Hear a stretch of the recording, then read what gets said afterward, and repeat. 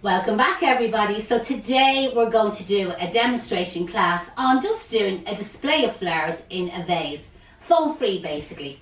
We get lots of questions from the students and also from the followers, you yourself watching, and you're saying, Janette, any chance of showing us just how to display flowers?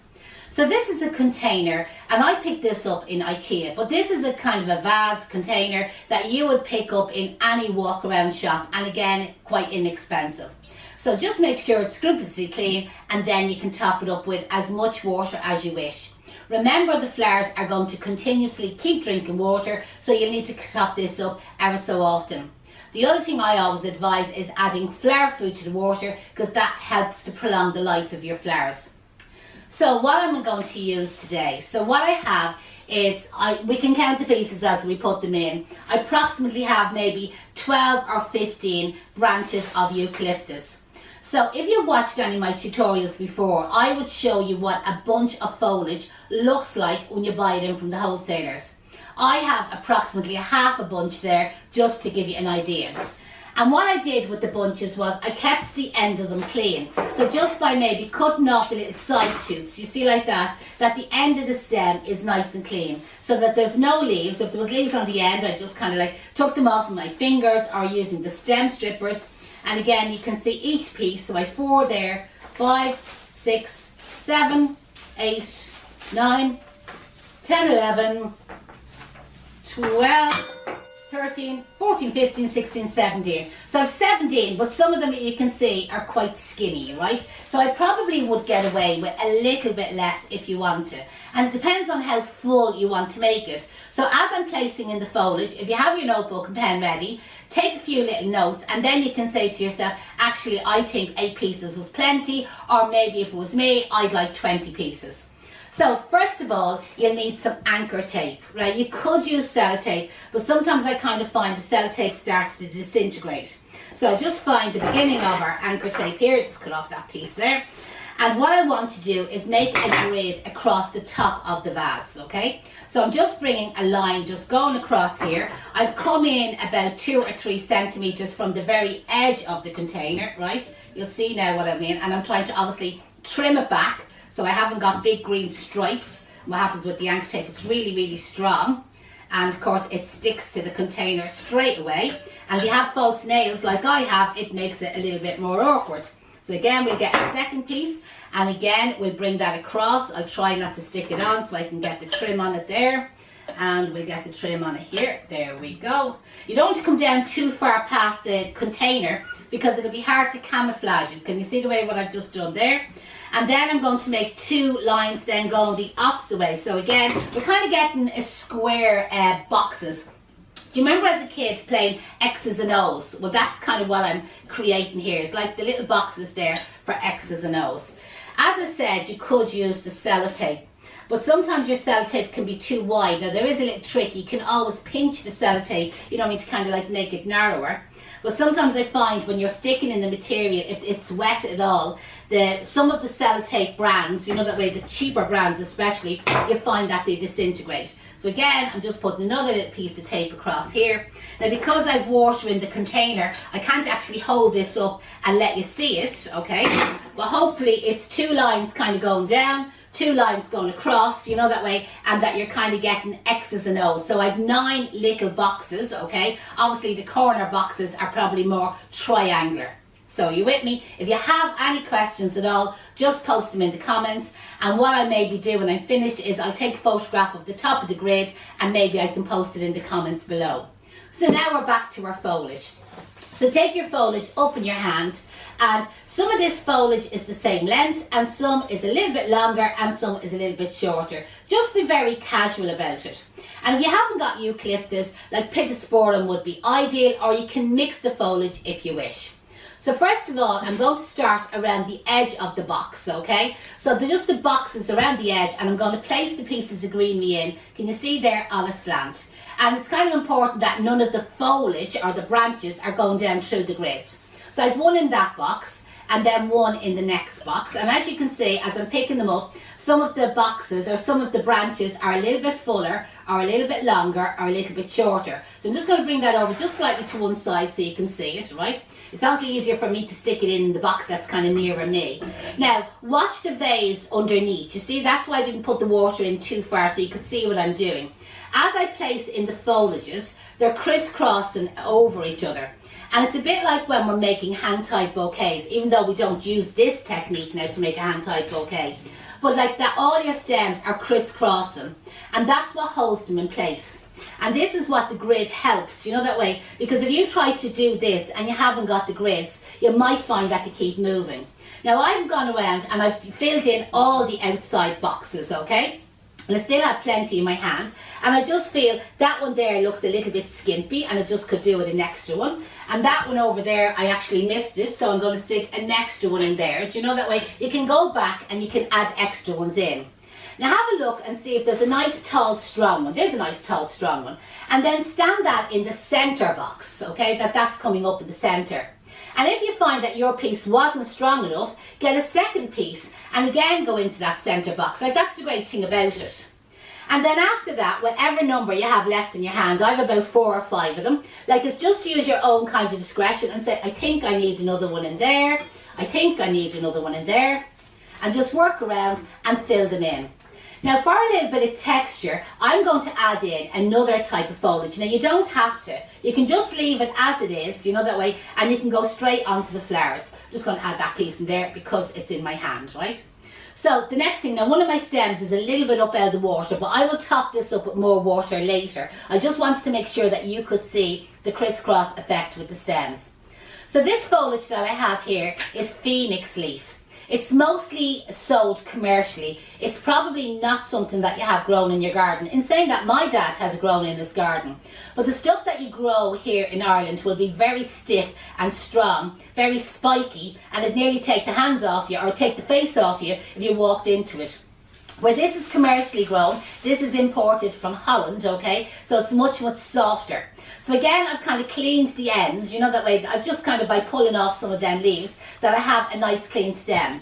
So I'm going to work around the outside again, kind of like placing them in on that sort of an angle, that I get a nice collar effect, you know, that way, with the phoenix leaf. So I'll just turn that one around to you so you can see the effect of it, right? So it is a nice one, and you could actually use it on its own. So working around the outside grids, okay, that I made with the anchor tape, I'm just going to, maybe in every box, okay, or every square that I made, but just here and there, I'm going to insert a branch of this. Now, as I said, if you haven't got phoenix leaf, just use another type of foliage that you happen to have, or stick to all the same type. If you have something grown in your garden and you're wondering would it be suitable, the best thing to do, place the word or the name or the question in the comments below, and I will go back and I will answer all the comments later on this evening, okay? So I'm working my way around, adding in a few little extra ones, and then I just kind of think maybe towards the centre, a few of these would be nice as well. And when I'm placing them towards the centre, I'm kind of placing them that way, like don't place one on top of the other, kind of place them in on an angle that it gives like a nice full effect to the arrangement. Personally, I think, even with just the foliage, I think that looks just amazing, and it's just foliage. So again, if you have a nice big garden, you know, that way, and you're a little bit short of money and you can't afford to buy flowers a certain week, just do it in all foliage.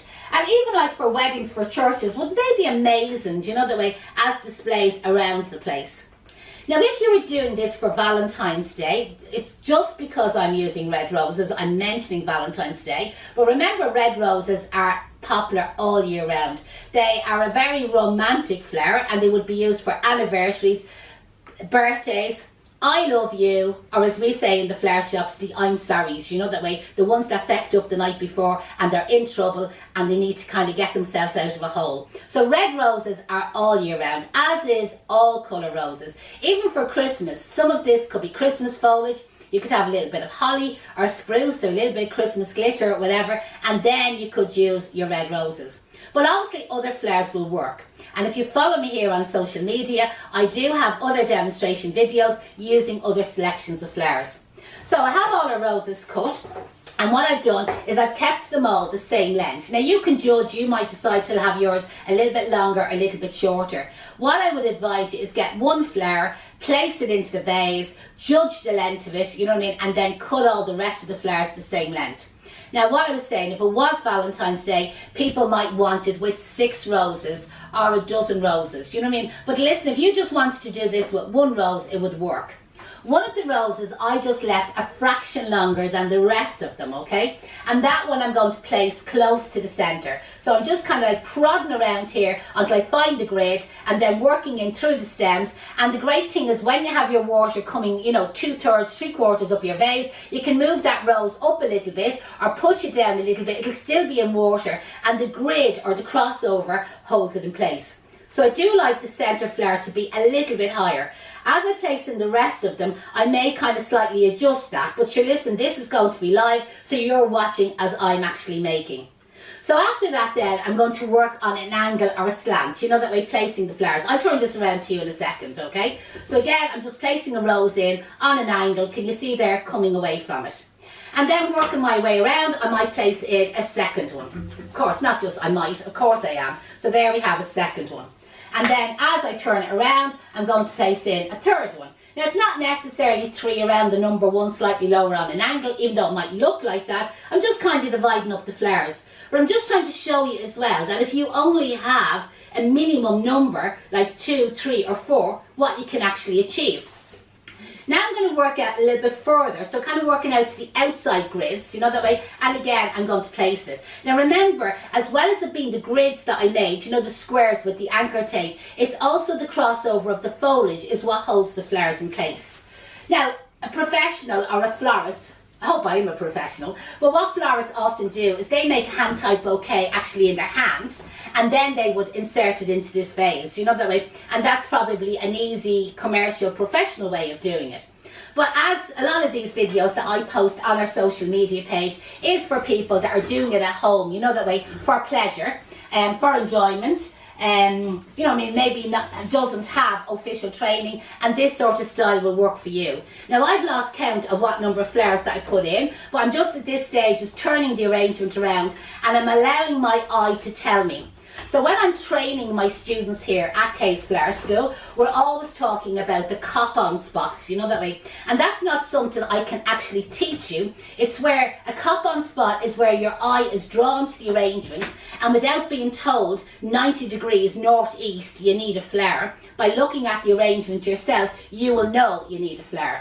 In case anyone's wondering, well, I wonder how many roses she did use. I know I started off with 10 roses to start off here.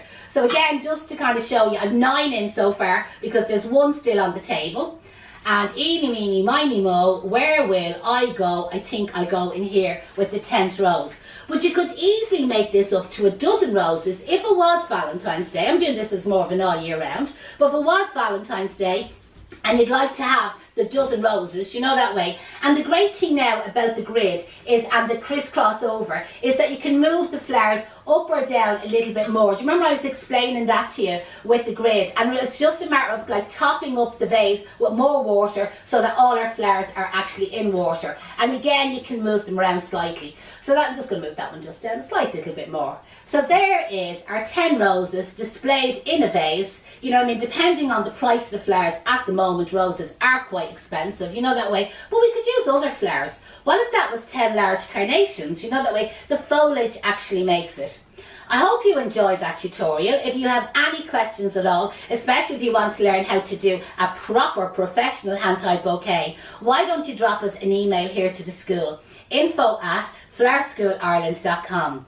We'd really appreciate a little bit of interaction. That would mean by commenting underneath, giving us a thumbs up, telling us what you think about the arrangement, a little question. And you know what we would really appreciate? Is there any chance of you click and share and sharing this video, maybe in groups that you're in, other flowery groups that you're in, or even on your own personal page? We'd really appreciate it. I hope you enjoyed it. My name is Janette and I'm from Case Flower School, and thank you for watching.